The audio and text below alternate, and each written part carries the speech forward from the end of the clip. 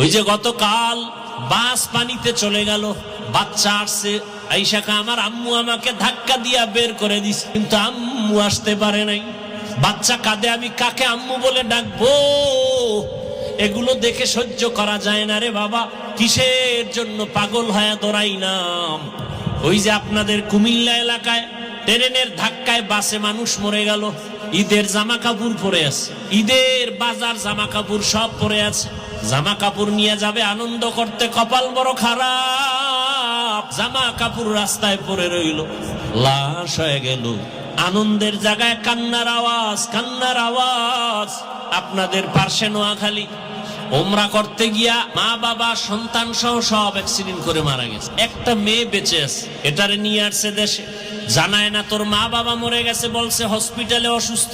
যখন আর লাশ আনতে পারে না, ওই মেয়েটাকে এতদিন খেলনা দিয়ে আনন্দ দিছে, কিন্তু যখন কানে আওয়াজ দিছে তোর আব্বু আম্মু নাই, বাচ্চাটা হাউমাউ করে কান্না করে, আমি কাকে আম্মু বলে ডাকবো, কাকে আব্বু বলে ডাকবো?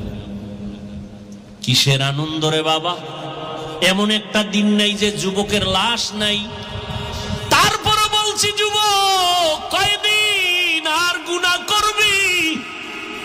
মানুষের মনে শখ থাকে, সিনেমা হলের মধ্যে গেলে কি না জানি মজা, পার্কে পার্কে গেলে কি না জানি মজা।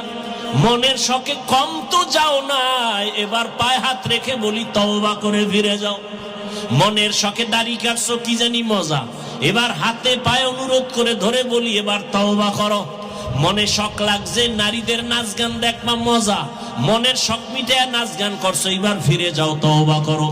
আগামীকাল বেঁচে থাকার গ্যারান্টি আছে? আগামীকাল বেঁচে থাকার গ্যারান্টি নাই। নিজেরাই তো মিডিয়ায় তাকায় দেখো, এমন একটা দিন নাই যে মরণের খবর আর কান্নার আওয়াজ নাই। ওদের দিকে তাকাইয়াও কি তোমার দিল নরম হয় না? ওরে ঘুমের মধ্যেও কি মরণ হতে পারে না? পারে না? এরে যুবক, ওই তিন জায়গার দোয়া নিয়ে আগাও। এক নাম্বার জায়গা মা বাবা, দুই নাম্বার জায়গা শিক্ষক, তৃতীয় জায়গা উলামায়ে কেরাম। এই তিন জায়গার দোয়া নিবা, কসম আল্লাহ, জীবনটা ধন্য হবে। ডাক্তার হলো, প্রফেসর হলো, ইঞ্জিনিয়ার হলো, এমপি হলো। আর এই তিন জায়গায় যদি বেয়াদবি করো, ডাক্তার হলেও জুতার বাড়ি, ইঞ্জিনিয়ার হলেও জুতার বাড়ি।